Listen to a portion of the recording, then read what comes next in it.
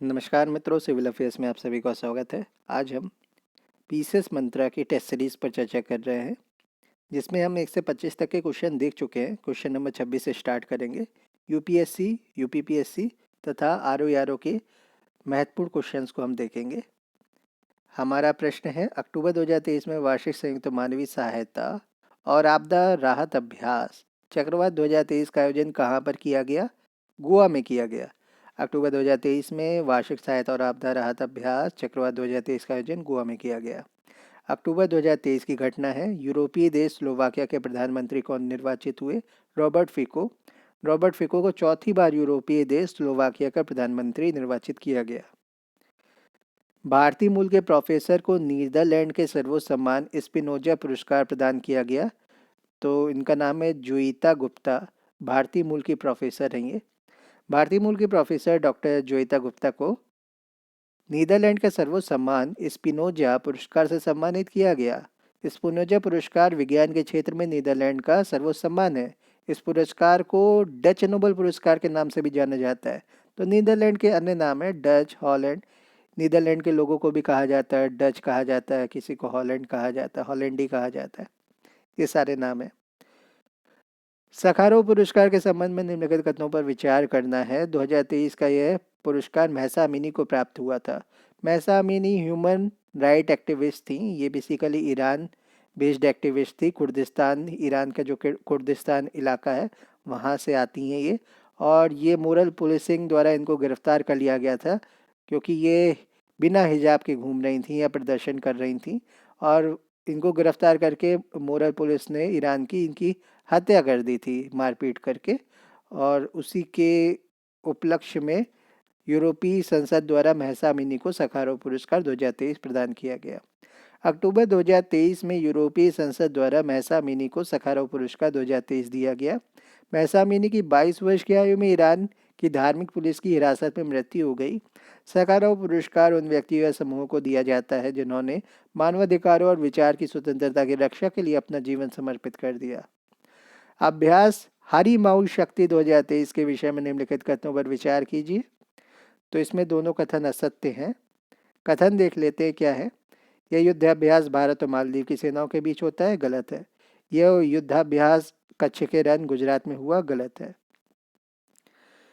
अभ्यास हरिमाऊ शक्ति 2023 का आयोजन भारत और मलेशिया सेनाओं के द्वारा किया जाता है। तो मलेशिया के साथ होता है, मालदीव नहीं है यहाँ पर। तो भारत और मलेशिया हरिमाऊ शक्ति 2023 अभ्यास। इस सैन्य अभ्यास को मेघालय स्थित उमरोई छावनी में आयोजित किया गया। तो मेघालय की कौन सी छावनी? यह है उमरोई छावनी, नॉर्थ ईस्ट में पड़ता है मेघालय। मलेशिया की तरफ से उसकी सेना की 5वीं रॉयल बटालियन ने भाग लिया। भारतीय दल का प्रतिनिधित्व राजपूत रेजिमेंट बटालियन ने किया। तो राजपूत बटालियन, राजपूत रेजिमेंट ने किया भारत का प्रतिनिधित्व। 11 अक्टूबर 2023 को मनाया गया अंतर्राष्ट्रीय बालिका दिवस की थीम लड़कियों के अधिकारों में निवेश करें, हमारा नेतृत्व, हमारा कल्याण। 11 अक्टूबर 2023 को मनाया गया अंतर्राष्ट्रीय बालिका दिवस की थीम थी लड़कियों के अधिकारों में निवेश करें, हमारा नेतृत्व, हमारा कल्याण। वर्ष 2023 में साहित्य का नोबेल पुरस्कार किसे मिला? डॉक्टर फासे को मिला, जॉन फासे को मिला, जॉन फासे को मिला। जॉन फासे को 2023 के लिए साहित्य का नोबेल पुरस्कार दिया गया। उन्हें यह पुरस्कार उनके अभिनय, नाटकों व गद्य के लिए दिया गया जो अकथनीय को आवाज प्रदान करते हैं। निम्नलिखित में से भारतीय मूल के किन दो अमेरिकी वैज्ञानिकों को अमेरिका का सर्वोच्च वैज्ञानिक पुरस्कार राष्ट्रीय प्रौद्योगिकी और नवाचार पदक प्रदान किया गया? अशोक गॉडगिल और सुब्रा सुरेश। अशोक गॉडगिल, सुब्रा सुरेश, इनको अमेरिका का सर्वोच्च वैज्ञानिक पुरस्कार राष्ट्रीय प्रौद्योगिकी और नवाचार पदक दिया गया। भारतीय मूल के दो वैज्ञानिक अशोक गॉडगिल और सुब्रा सुरेश को अमेरिकी राष्ट्रपति जो बिडेन द्वारा राष्ट्रीय प्रौद्योगिकी और नवाचार पदक से सम्मानित किया गया। अक्टूबर 2023 में निम्नलिखित में से किससे संयुक्त राष्ट्र और अन्य अंतर्राष्ट्रीय संगठनों में भारत का स्थायी प्रतिनिधित्व नियुक्त किया गया? तो भारत का स्थायी प्रतिनिधि किसे नियुक्त किया गया? अरिंदम बागची को किया गया। कहाँ पर? यूनाइटेड नेशंस में, संयुक्त राष्ट्र और अन्य अंतर्राष्ट्रीय संगठनों में। अरिंदम बागची को भारत की ओर से जेनेवा में संयुक्त राष्ट्र और अन्य अंतर्राष्ट्रीय संगठनों में भारत का स्थायी प्रतिनिधि नियुक्त किया गया। इन्हें इंद्रमणि पांडे के स्थान पर नियुक्त किया गया है।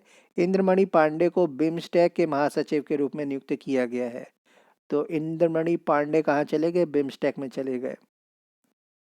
19वें एशियाई खेल 2023 में पदक तालिका में भारत का स्थान चौथा रहा है। काफ़ी अच्छा प्रदर्शन किया भारत ने। एशियाई खेल 2023 में पदक तालिका में भारत को चौथा स्थान मिला। भारत ने 28 गोल्ड जीते, 38 सिल्वर जीते, 41 ब्रॉन्ज के साथ कुल 107 पदक जीते।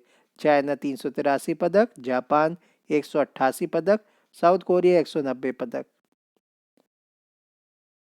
ये पहला, दूसरा, तीसरा स्थान थे। किस भारतीय नौसैनिक पोत ने 24 अक्टूबर 2023 को गिनी की खाड़ी, गल्फ ऑफ गिनी में यूरोपीय संघ ईयू के साथ संयुक्त अभ्यास में भाग लिया? तो गिनी की खाड़ी बेसिकली कहाँ पे पड़ती है? वेस्टर्न अफ्रीका में पड़ती है। ये अफ्रीका का जो वो इलाका है जहाँ पर आपका एटलांटिक ओशन मिलता है, वहाँ पे गिनी की खाड़ी पड़ती है। गिनी की खाड़ी किस लिए फेमस है? क्योंकि यहाँ पे टाइमलाइन टाइमलाइन नहीं, यहाँ पे जीएमटी जो ग्रीनविच लाइन है 0 डिग्री, और दूसरी 0 डिग्री आपकी भूमध्य रेखा जिसको हम इक्वेटर कहते हैं, ये दोनों आपस में काटती हैं गिनी की खाड़ी में। तो गिनी कॉफिशिएंट भी शायद नाम इसी वजह से आया होगा। तो 0 डिग्री आपको मिलता है यहाँ पर, दोनों 0 डिग्री की रेखा है जिसको हम 0 डिग्री ग्रीनविच लाइन कहते हैं और जिसको हम दूसरी इक्वेटर लाइन कहते हैं। आईएनएस सुमेधा की बात कर लेते हैं। भारत और यूरोपीय संघ ईयू ने इस क्षेत्र में समुद्री सुरक्षा सहयोग बढ़ाने के लिए गिनी की खाड़ी में एक संयुक्त नौसेना अभ्यास किया। भाग लेने वाले जहाज़ों में भारतीय नौसेना के आईएनएस सुमेधा और यूरोपीय संघ के सदस्य राज्यों के 3 जहाज शामिल थे। हाल ही में किस दिन विश्व शिक्षक दिवस मनाया गया? तो 5 अक्टूबर को मनाया गया।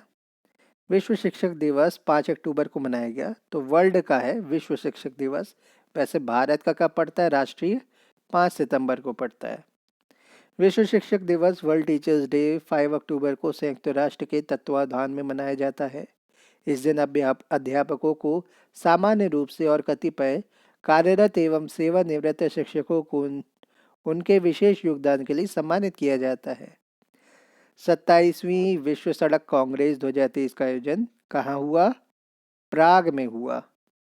27वीं विश्व सड़क कांग्रेस 2023 का आयोजन 2 से 6 अक्टूबर के बीच चेक गणराज्य चेक रिपब्लिक के प्राग में हुआ। राजधानी है प्राग। इस सड़क कांग्रेस का मुख्य विषय था प्राग 2023 together on the road again. इस कांग्रेस में भारत का प्रतिनिधित्व केंद्रीय मंत्री नितिन गडकरी ने किया। ये रोड एंड ट्रांसपोर्ट मिनिस्टर हैं। विपणन वर्ष 2024-25 के लिए रबी उपजों के न्यूनतम समर्थन मूल्य एमएसपी की घोषणा हुई। 2024-25 के लिए गेहूं का न्यूनतम समर्थन मूल्य एमएसपी कितना है? 2275 रुपये, यानी 2275 रुपये।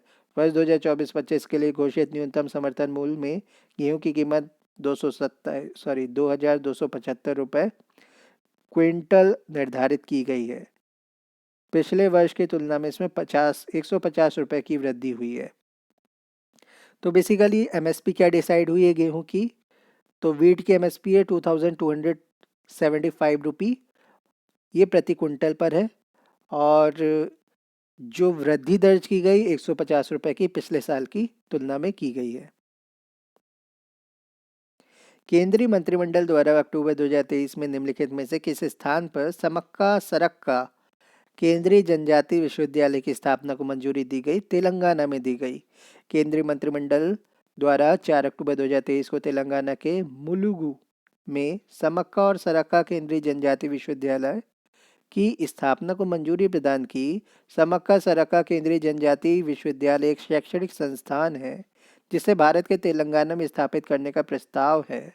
विश्वविद्यालय का लक्ष्य जनजाति क्षेत्रों में गुणवत्तापूर्ण शिक्षा प्रदान करना, जनजातीय समुदायों के लिए समावेशी शिक्षण वातावरण को बढ़ावा देना है। माह जुलाई 2023 में डब्ल्यूएचओ ने एस्पोर्टेम एस्पार्टेम एस्पार्टेम के बड़े पैमाने पर प्रयोग को कैंसर की चेतावनी बताया है। ये एस्पार्टेम है। क्या है एस्पार्टेम? चीनी का विकल्प है। यह एक आर्टिफिशियल स्वीटनर दरअसल लगभग सभी सॉफ्ट ड्रिंक्स और च्युइंगम में मिठास के लिए आर्टिफिशियल स्वीटनर एस्पार्टेम को मिलाया जाता है। एस्पार्टेम ही वह चीज़ है जो शरीर में कैंसर को जन्म देने का कारण बन सकती है। डब्ल्यूएचओ के कैंसर अनुसंधान प्रभाग ने व्यापक रूप से उपयोग किए जाने वाले चीनी विकल्प एस्पार्टेम को मानवों के लिए संभावित रूप से कैंसरकारी के रूप में वर्गीकृत करने का इरादा किया है। भारत का कौन सा शहर वर्ल्ड सिटीज कल्चर फोरम में शामिल होने वाला भारत का पहला शहर बना? बंगलुरु बना। वर्ल्ड सिटीज कल्चर फोरम है ये। वर्ल्ड सिटीज कल्चर फोरम शहरों का एक वैश्विक नेटवर्क है जो भविष्य की समृद्धि को आकार देने में संस्कृति की भूमिका का शोध करता और जानकारी साझा करता है। बेंगलुरु इस लिस्ट में शामिल होने वाला दुनिया का 41वां शहर है और भारत का पहला है।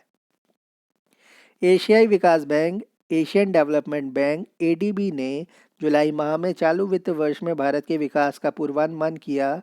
कितना विकास दर बताया है? 6.4%। एडीबी एशियन डेवलपमेंट बैंक ने वित्त वर्ष 2024 के लिए भारत की आर्थिक वृद्धि का अनुमान 6.4% पर बरकरार रखा है। यह पूर्वानुमान ग्रामीण और शहरी दोनों क्षेत्रों में उपभोग मांग में सुधार पर आधारित है। 2022-23 में भारतीय अर्थव्यवस्था 7.2% बढ़ी।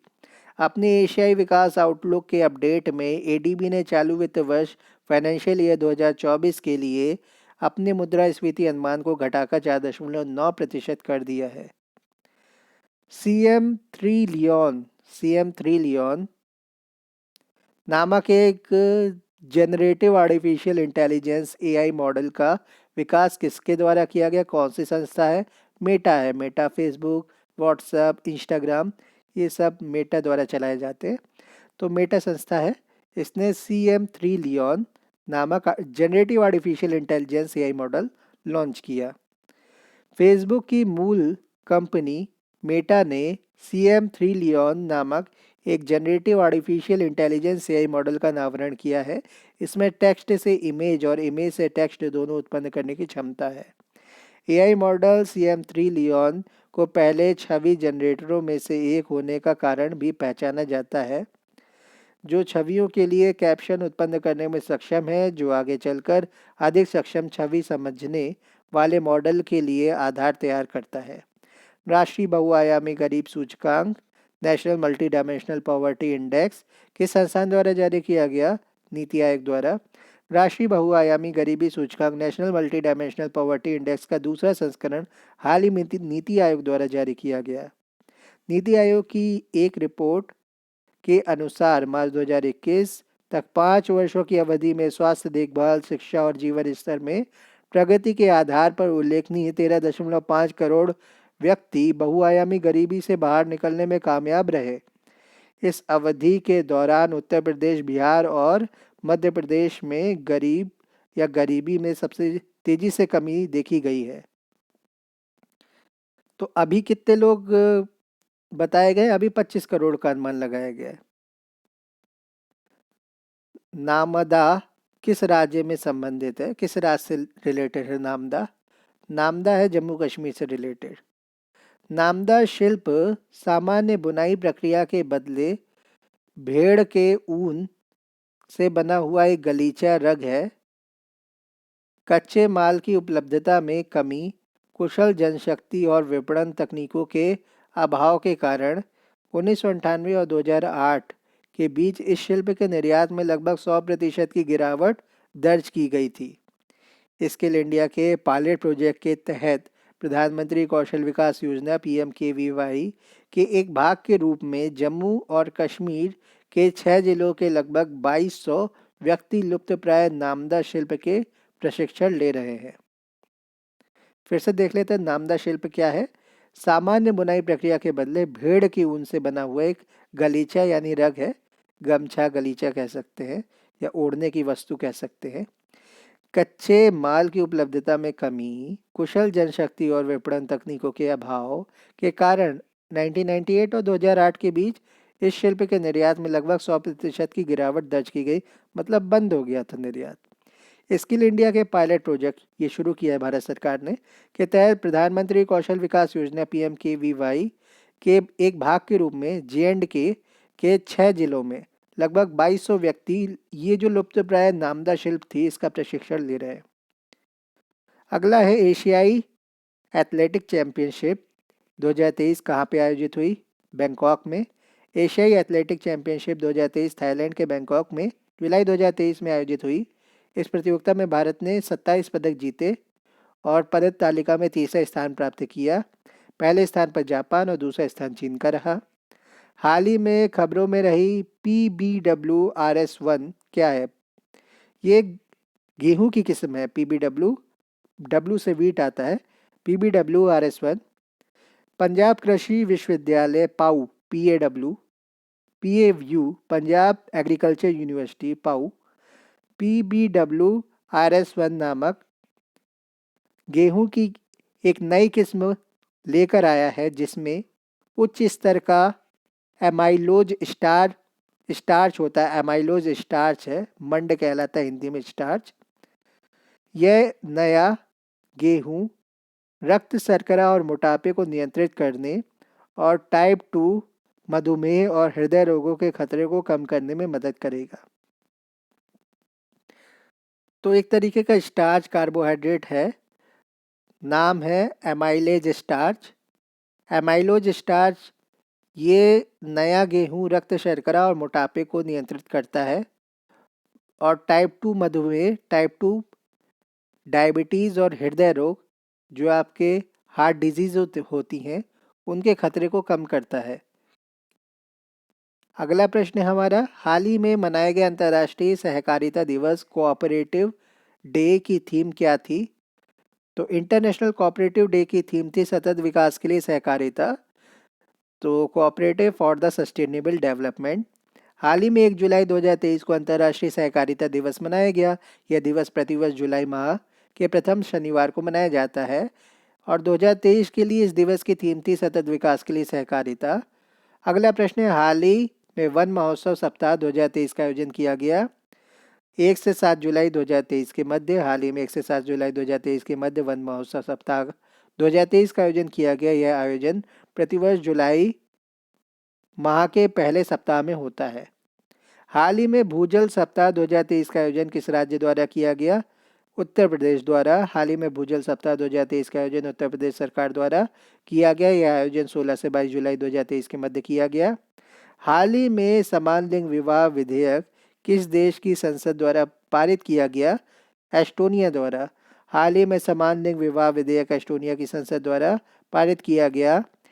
इस विधेयक में समलैंगिक विवाह को वैध बनाने का प्रावधान है। एस्टोनिया समलैंगिक विवाह को वैध बनाने के लिए कानून पारित करने वाला पहला मध्य यूरोपीय देश है। मध्य यूरोपीय देश की बात हो रही है। अगला है, हाल ही में डिजिटल व्यक्तिगत डेटा संरक्षण विधेयक 2023 को केंद्रीय मंत्रिमंडल द्वारा मंजूरी प्रदान की गई। कब की गई? जुलाई 2023 में। डिजिटल व्यक्तिगत डेटा संरक्षण विधेयक है। तो केंद्रीय मंत्रिमंडल द्वारा डिजिटल व्यक्तिगत डेटा संरक्षण विधेयक 2023 को जुलाई 2023 में मंजूरी प्रदान की गई। इस विधेयक के दायरे में सभी व्यक्तिगत डेटा ऑनलाइन और ऑफलाइन लाने का प्रस्ताव है। इसमें personal data, non personal data, बहुत सारे तरीके के डेटा होते हैं। तो ऑनलाइन ऑफलाइन तरीके के डेटा लाने का प्रावधान है। ऑफलाइन में जैसे आप आधार लेके जाते हैं, उसकी फ़ोटोकॉपी कई जगह पे जमा करते हैं, तो उस डेटा को भी संरक्षित किया जाए। ऑनलाइन में आप सॉफ्ट कॉपी देते हैं चीज़ों की, अपना डेटा शेयर करते हैं, फेसबुक, इंस्टाग्राम वगैरह में भी डेटा शेयर किया जाता है। तो कौन सी चीज़ पर्सनल रहेगी, कौन सी पब्लिक रहेगी, ये सारी चीज़ें इसमें डिफ़ाइन की गई हैं। इस अधिनियम के प्रावधानों की निगरानी हेतु डाटा प्रोटेक्शन बोर्ड बनाने का भी एक प्रावधान किया गया है। इस विधेयक में यह भी प्रावधान किया गया कि मानदंडों के उल्लंघन के प्रत्येक मामलों के लिए संस्थानों पर 250 करोड़ रुपए तक का जुर्माना लगाया जा सकता है। अगला है, जुलाई 2023 में आयोजित केर पूजा महोत्सव संबंधित राज्य कौन सा है? त्रिपुरा। त्रिपुरा में केर पूजा महोत्सव मनाया जाता है। जुलाई 2023 में आयोजित केर पूजा महोत्सव का संबंध त्रिपुरा राज्य से है। इस पूजा में राज्य की हलाम जनजाति, कौन सी जनजाति? हलाम जनजाति भाग लेती है। यह उत्सव वास्तु देवता के संरक्षक केर के सम्मान में खर्ची पूजा के 2 सप्ताह बाद मनाया जाता है। तो ये जो उत्सव है, वास्तु देवता के संरक्षक हैं केर, उनके सम्मान में खर्ची पूजा के 2 सप्ताह बाद, एक खर्ची पूजा होती है, उसके 2 सप्ताह बाद ये जो केर महोत्सव है मनाया जाता है। हाल ही में U20 मेयर शिखर सम्मेलन 2023 का आयोजन कहाँ पर किया गया? तो U20 अहमदाबाद में किया गया। हाल ही में U20 मेयर शिखर सम्मेलन 2023 का आयोजन भारत की G20 अध्यक्षता के तहत अहमदाबाद में किया गया है। इसमें विभिन्न शहरों का प्रतिनिधित्व करने वाले प्रतिनिधि, अंतर्राष्ट्रीय संगठन और शैक्षिक संस्थान तथा G20 देशों के कई शहरों के मेयर शामिल थे। तो U20 शायद यूनिवर्सिटी से रिलेटेड होगा।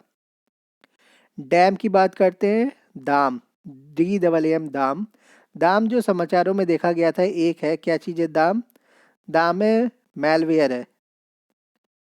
भारत सरकार ने हाल ही में दाम नामक मालवेयर के खिलाफ एक सलाह जारी की है। यह virus call record, contact history, camera को हैक करने में सक्षम है। राष्ट्रीय साइबर सुरक्षा एजेंसी की सलाह ने चेतावनी दी है कि दाम वायरस एंटीवायरस प्रोग्राम को बाईपास करने और लक्षित उपकरणों में रैंसमवेयर तैनात करने में सक्षम है। राष्ट्रीय सिकल सेल एनीमिया उन्मूलन मिशन से संबंधित निम्नलिखित कथनों पर विचार करिए। तो इसमें पहला कथन सत्य है, केवल एक असत्य है। पहला कथन असत्य है, दूसरा कथन सत्य है। तो हमें असत्य कथन बताना था। इसका शुभारंभ राष्ट्रपति द्रौपदी मुर्मू द्वारा 20 जून 2023 को किया गया था। यह गलत है। राष्ट्रीय सिकल सेल एनीमिया उन्मूलन मिशन, इस मिशन का उद्देश्य 2047 तक सिकल सेल एनीमिया को समाप्त करना है। तो जब भारत विकसित राष्ट्र बनेगा तब सिकल सेल एनीमिया खत्म हो जाएगा। ये ऐसे ही प्रण लिया गया है। प्रधानमंत्री नरेंद्र मोदी द्वारा राष्ट्रीय सिकल सेल एनीमिया उन्मूलन मिशन का शुभारंभ 1 जुलाई 2023 को मध्य प्रदेश के इंदौर जिले से किया गया। सिकल सेल एनीमिया एक तरीके की हेरिडिटरी बीमारी है और इसमें जो आपकी आरबीसी होती है उसका आकार बदल जाता है, एक हंसिया के शेप में हो जाता है, सिकल शेप कहलाता है वो, और उसकी वजह से रक्त संबंधी बीमारियां हो जाती हैं बच्चों को। ज़्यादातर जो कैरियर होती है लड़कियां होती हैं और उनसे बच्चों में ये बीमारियां जाती हैं। वर्ष 2012 2021 वर्ष 2021 का गांधी शांति पुरस्कार किसे प्रदान किए जाने की घोषणा की गई? गीता प्रेस को की गई थी। 2021 का गांधी शांति पुरस्कार गीता प्रेस गोरखपुर को प्रदान किए जाने की घोषणा जून 2023 में प्रधानमंत्री की अध्यक्षता में गठित जारी द्वारा किया गया था। एक कमेटी ने किया था, प्रधानमंत्री की अध्यक्षता में गठित की गई थी, उसने गीता प्रेस को गांधी शांति पुरस्कार देने की घोषणा की। इस पुरस्कार के तहत 1 करोड़ रुपए का नगद पुरस्कार, एक प्रशस्ति पत्र, एक वाटिका और एक उत्कृष्ट पारंपरिक हस्तशिल्प हथकरघा वस्तु प्रदान किया जाता है। ग्लोबल जेंडर गैप रिपोर्ट 2023 के संबंध में निम्नलिखित कथनों पर विचार कीजिए। तो दोनों ही कथन सत्य। इस रिपोर्ट का 17वां संस्करण 23 जून 2023 को जारी हुआ। यह रिपोर्ट विश्व आर्थिक मंच द्वारा, वर्ल्ड इकोनॉमिक फोरम द्वारा जारी की जाती है। WEF वर्ल्ड इकोनॉमिक फोरम विश्व आर्थिक मंच द्वारा ग्लोबल जेंडर गैप रिपोर्ट जारी की जाती है। इस बार जून 2023 में 17वां संस्करण जारी किया गया, जिसमें आइसलैंड लगातार 14वीं बार टॉप पर बना रहा। इस रिपोर्ट में भारत का 127वां स्थान था। जून 2023 में अरब सागर दक्षिण पूर्व में विकसित चक्रवात बिपरजॉय का नामकरण किस देश द्वारा किया गया? तो ये किया गया बांग्लादेश द्वारा। तो ये जो अरब सागर के दक्षिण पूर्व में विकसित हुआ चक्रवात बिपरजॉय था, इसका नाम बांग्लादेश ने 2023 जून में रखा और इसका अर्थ होता है बंगाली में आपदा। जून 2023 में संयुक्त राष्ट्र परिषद का निम्न में से किसे 2 वर्ष के कार्यकाल के लिए नहीं चुना है। तो संयुक्त राष्ट्र परिषद की बात हो रही, सिक्योरिटी काउंसिल की, तो बेलारूस को नहीं चुना है। बाकी सब चुने गए, गुयाना चुना गया, गुयाना, अल्जीरिया और स्लोवेनिया। संयुक्त राष्ट्र संघ में जून 2023 में अस्थायी सदस्य के रूप में अल्जीरिया, गुयाना, कोरिया गणराज्य साउथ कोरिया, सियरा लियोन और स्लोवेनिया को चुना गया है। स्लोवेनिया ने बेलारूस को 38 के मुकाबले 153 मतों से हराया। ऑपरेशन कन्विक्शन का संबंध है, किससे संबंधित है? तो ये है उत्तर प्रदेश से संबंधित है। मुख्यमंत्री योगी आदित्यनाथ ने ऑपरेशन को कम समय में अपराधियों को कम समय में सजा दिलाने के लिए ऑपरेशन कन्विक्शन शुरू किया है। तो जल्दी से जल्दी अपराधी कन्विक्ट हो जाएं और उनको सजा मिल सके, इसलिए मुख्यमंत्री योगी आदित्यनाथ ने अपराधियों को कम समय में सजा दिलाने के लिए ऑपरेशन कन्विक्शन शुरू किया। इस ऑपरेशन में पॉक्सो एक्ट के तहत दर्ज बाल यौन शोषण मामले के अलावा बलात्कार, हत्या, गौ हत्या, अवैध धर्म परिवर्तन, डकैती आदि से जुड़े मामले भी शामिल होंगे। तो बेसिकली जो बच्चियों के साथ यौन शोषण होता है, जो बालिग नहीं होती हैं, 18 साल या 16 साल, जो भी उम्र निर्धारित की गई है, उससे कम उम्र की बच्चियां, कुछ 12 साल की उम्र से कम की बच्चियां, अलग अलग उम्र है, एज गैप है। तो पॉक्सो एक्ट के अंतर्गत जो बाल यौन शोषण दर्ज होता है उसमें मौत की सज़ा दी जाती है। और बलात्कार हो गया, अन्य बलात्कार हो गए, हत्या हो गई, गौ हत्या हो गई, अवैध धर्म परिवर्तन हो गए और डकैती आदि से जुड़े मामले में मुख्यमंत्री ने ऑपरेशन कन्विक्शन शुरुआत की है। 9वें अंतर्राष्ट्रीय योग दिवस से संबंधित निम्नलिखित कथनों पर विचार करना है। पहला कथन है, अंतर्राष्ट्रीय योग दिवस प्रतिवर्ष 21 जून को मनाया जाता है। दूसरा है, 9वें अंतर्राष्ट्रीय योग दिवस के अवसर पर प्रधानमंत्री ने काहिरा में योग दिवस का नेतृत्व किया। तीसरा है, इस वर्ष योग दिवस की थीम मानवता के लिए योग थी। तो पहला और तीसरा सत्य है इसमें। अंतर्राष्ट्रीय योग दिवस हर साल 21 जून को मनाया जाता है। इस वर्ष योग दिवस की थीम मानवता के लिए योग थी। 9वें अंतर्राष्ट्रीय योग दिवस के अवसर पर प्रधानमंत्री नरेंद्र मोदी के नेतृत्व में अंतर्राष्ट्रीय योग दिवस 2023 का वैश्विक आयोजन न्यूयॉर्क में संयुक्त राष्ट्र मुख्यालय में किया गया, जबकि अंतर्राष्ट्रीय योग दिवस 2023 के राष्ट्रीय उत्सव का नेतृत्व उपराष्ट्रपति जगदीप धनखड़ ने जबलपुर मध्य प्रदेश में किया। अब इसमें बताना है जो सही सुमेलित नहीं है, तो गलत बताना है। अमित अग्रवाल ड्रॉ के प्रमुख, ये गलत है, बाकी सब सही है। टीएस सिंहदेव है छत्तीसगढ़ के उप मुख्यमंत्री, टीएस सिंहदेव। स्वामीनाथन जानकी रमन आरबीआई के डिप्टी गवर्नर हैं और अजय भटनागर हैं सीबीआई के विशेष निदेशक। अजय भटनागर है, तो सीबीआई से रिलेटेड अजय भटनागर। स्वामीनाथन जानकी रमन, स्वामीनाथन याद रखिए, जैसे एमएस स्वामीनाथन है उसी तरीके से स्वामीनाथन याद रखिए। आरबीआई से रिलेटेड है, डिप्टी गवर्नर है। टीएस सिंहदेव हैं, ये छत्तीसगढ़ के हैं, ये उप मुख्यमंत्री हैं। अमित अग्रवाल को जून 2023 में भारतीय विशिष्ट पहचान प्राधिकरण UIDAI unified interface development authority of India के सीईओ के रूप में नियुक्ति किया गया है। बेसिकली आधार यही संस्था जारी करती है। छत्तीसगढ़ कैडर के 1998 बैच के आईपीएस अधिकारी रवि सिन्हा वर्तमान में रॉ के प्रमुख हैं। तो रवि सिन्हा है रॉ के प्रमुख, 8 से रवि 8 से रॉ। पुस्तकें बताना है, उनके लेखक बताने हैं और ये बताना है कौन सा सही सुमेलित है और कौन सा नहीं है। तो गलत बताना है, अजय टू योगी आदित्यनाथ, किरण खेर, ये गलत है, बाकी सब सही है। भारत के वित्त मंत्री स्वतंत्रता से आपातकाल तक ए भट्टाचार्य लेखक है, तो सारे वित्त मंत्री के बारे में बताया गया है। अमृतकाल की ओर शिवानंद द्विवेदी और के उपाध्याय हैं। अमृतकाल की ओर शिवानंद द्विवेदी और के उपाध्याय। बच्चों के लिए योग सूत्र रूपा पाई ने बच्चों के लिए योग सूत्र पुस्तक लिखी है। शांतनु गुप्ता ने जून 2023 में अजय टू योगी आदित्यनाथ नामक एक ग्राफिक उपन्यास 2023 जून में लॉन्च किया। रूस में अपने दूतावास को निलंबित करने वाला पहला देश कौन सा बना है? आइसलैंड बना है। आइसलैंड ने जून 2023 में घोषणा की कि वह रूस में यानी रशिया में अपने दूतावास को निलंबित करेगा। अगस्त 2023 से प्रभावी हो जाएगा ये आदेश अगस्त 2023 से प्रभावी होगा। और आइसलैंड यह कदम उठाने वाला विश्व का पहला देश है और नाटो का भी वह पहला सदस्य देश है। गोवा में आयोजित होने वाले 37वें राष्ट्रीय खेल का शुभंकर इसमें से क्या है? तो गोवा में आयोजित हो रहा है। क्या चीज़ आयोजित हो रही है? 37वां राष्ट्रीय खेल आयोजित हो रहा है और उसमें मैस्कॉट बताना है आपको, शुभंकर बताना है। शुभंकर है मौका, मौका मौका।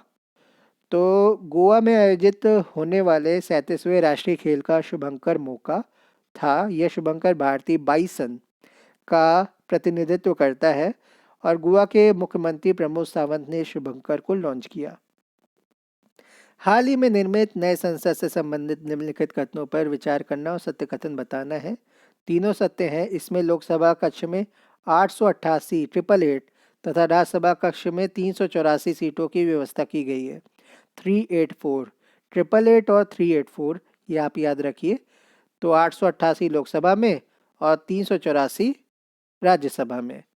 इसमें प्रवेश के लिए 3 मुख्य द्वार हैं जिन्हें ज्ञान द्वार, कर्म द्वार, शक्ति द्वार नाम दिया गया है। इस नए भवन के वास्तुकार विमल पटेल हैं। उपयुक्त तीनों ही कथन सत्य है। इस नए संसद भवन का उद्घाटन 28 मई 2023 को प्रधानमंत्री नरेंद्र मोदी द्वारा किया गया। इसका आकार त्रिभुजाकार है। वस्तुतः यह एक षटकोण है। इसके मुख्य आर्किटेक्ट गुजरात के विमल पटेल हैं। इसका निर्माण टाटा प्रोजेक्ट्स लिमिटेड द्वारा किया गया है। इसके 3 मुख्य द्वार हैं जो कि जल, थल और नभ को समर्पित हैं। इन्हें क्रमशः ज्ञान द्वार, कर्म द्वार और शक्ति द्वार नाम दिया गया है। इसके लोकसभा कक्ष की थीम राष्ट्रीय पक्षी मोर पर है और राज्यसभा की थीम राष्ट्रीय पुष्प कमल पर आधारित है, जबकि प्रांगण में राष्ट्रीय वृक्ष बरगद भी स्थापित है। भवन के ऊपर शीर्ष पर भारत के राष्ट्रीय प्रतीक अशोक स्तंभ के 4 सिंह गुर्राती हुई अवस्था में दिखाए गए हैं, स्थापित किए गए हैं। दहाड़ते हुए सिंह है। 23 मई 2023 को जर्मनी में अंतर्राष्ट्रीय सुपर कंप्यूटिंग सम्मेलन के शीर्ष 500 वैश्विक सुपर कंप्यूटिंग सूची में भारत के सुपर कंप्यूटर ऐरावत को कौन सा स्थान मिला? 75वां स्थान मिला है। तो भारत के सुपर कंप्यूटर है ऐरावत है, मिहिर है, प्रत्यूष है, ये सारे सुपर कंप्यूटर है भारत के। परम सिद्धि है। तो सीडेक पुणे में स्थापित एआई सुपर कंप्यूटर ऐरावत को दुनिया का 75वां स्थान मिला है दुनिया में।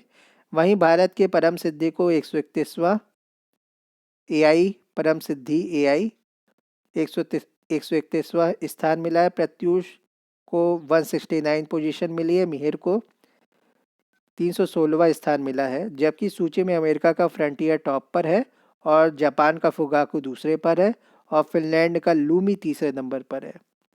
मई 2023 में इंडोनेशिया के लाबुआन शहर में संपन्न 42वां आसियान शिखर सम्मेलन किस देश को सैद्धांतिक रूप से स्वीकार किया गया? तो ये है तिमोर लेस्ते को स्वीकार किया गया। इंडोनेशिया के लाबुआन शहर में संपन्न हुआ 42वां आसियान सम्मेलन में इसमें तिमोर लेस्ते सदस्य के तौर पर स्वीकार किया गया। इंडोनेशिया के लाबुआन शहर में संपन्न 42वें आसियान शिखर सम्मेलन में तिमोर लेस्ते को सैद्धांतिक रूप से स्वीकार किया गया है। इस वर्ष शिखर सम्मेलन की थीम आसियान मामले विकास का ऊपरी केंद्र था। ऊपरी केंद्र, आसियान मामले विकास का ऊपरी केंद्र। इस शिखर सम्मेलन की अध्यक्षता इंडोनेशिया के राष्ट्रपति जोको विडोडो ने की थी। 2024 में आसियान शिखर सम्मेलन का आयोजन लाओस में किया जाएगा। लाओस कहाँ पे पड़ता है? लाओस वियतनाम और म्यांमार, कंबोडिया इन सब के बीच में पड़ता है। चाइना लाओस के ऊपर पड़ता है। एक लैंडलॉक कंट्री है लाओस। मई 2023 में विश्व प्रेस स्वतंत्रता सूचकांक 2023 के अनुसार भारत को कौन सा स्थान दिया गया? तो प्रेस स्वतंत्रता सूचकांक में भारत का 161वां स्थान है। फिर से देख लेते हैं। जो विश्व का प्रेस स्वतंत्रता सूचकांक है 2023 मई 2023 को इसको लॉन्च किया गया और इसमें भारत को 161वां स्थान दिया गया। मई 2023 में विश्व प्रेस स्वतंत्रता सूचकांक 2023 के अनुसार भारत को कुल 180 देशों में 161वां स्थान दिया गया है, जबकि शीर्ष स्थान पर नॉर्वे है और सबसे निम्न स्थान पर उत्तर कोरिया, नॉर्थ कोरिया है। इस सूचकांक में भारत पिछले साल 180 देशों में 150वें स्थान पर था, उससे पूर्व में 142वें स्थान पर था। यह सूचकांक फ्रांस के गैर सरकारी संगठन रिपोर्टर्स विदाउट बॉर्डर्स द्वारा जारी किया जाता है। और जो राष्ट्रीय प्रेस दिवस जब मनाया जाता है वो 16 नवंबर को मनाया जाता है, ये भी याद रखिएगा। अगला है, हाल ही में उत्तर प्रदेश सरकार ने एक ऑनलाइन ग्रामीण शिक्षा कार्यक्रम पहल का शुभारंभ किया है। इससे संबंधित निम्नलिखित कथनों पर विचार कीजिए और सत्य कथन की पहचान कीजिए। तो इसमें पहला और तीसरा कथन सत्य है। यह कार्यक्रम माध्यमिक शिक्षा विभाग द्वारा IIT कानपुर के सहयोग से तैयार किया गया। कौन सा कार्यक्रम? पहल कार्यक्रम, एक ऑनलाइन ग्रामीण शिक्षा कार्यक्रम है। इसका शुभारंभ राजकीय यूपी सैनिक इंटर कॉलेज लखनऊ में किया गया। तो शुभारंभ कहाँ पे किया गया? राजकीय यूपी सैनिक इंटर कॉलेज लखनऊ में। और इसमें गलत क्या चीज़ है? इस कार्यक्रम के तहत प्रारंभिक चरण में राज्य के 100 सरकारी माध्यमिक विद्यालयों में मुफ्त ऑनलाइन शिक्षा प्रदान की जाएगी। ये कथन गलत है। पहल ग्रामीण और शहरी क्षेत्र के बीच शिक्षा की खाई को कम करने के लिए बनाया गया है। इस कार्यक्रम के तहत प्रारंभिक चरण में राज्य के 10 सरकारी माध्यमिक विद्यालयों में मुफ्त ऑनलाइन शिक्षा प्रदान की जाएगी। निम्नलिखित में से कौन सा राज्य बच्चों के लिए डिजिटल हेल्थ कार्ड बनाने वाला पहला राज्य बन गया है? उत्तर प्रदेश बन गया है। बच्चों के लिए डिजिटल हेल्थ कार्ड बनाने वाला उत्तर प्रदेश देश का पहला राज्य बन गया है। उत्तर प्रदेश सरकार ने 6 मई 2023 को हर छात्र को गुणवत्तापूर्ण शिक्षा प्रदान करने के लिए नगरीय विकास विभाग और लखनऊ स्मार्ट सिटी के तहत स्कूल हेल्थ प्रोग्राम शुरू किया है। इस पायलट प्रोजेक्ट के तहत लखनऊ स्मार्ट सिटी द्वारा लखनऊ के 3 स्कूलों में स्कूल हेल्थ प्रोग्राम शुरू किया गया है। इस प्रोग्राम के तहत बच्चों को 25,000 के स्वास्थ्य बीमा का लाभ भी दिया जाएगा। चलिए इसके बाद हम 74 से स्टार्ट करेंगे। चर्चा को यहीं पे समाप्त करते हैं। धन्यवाद।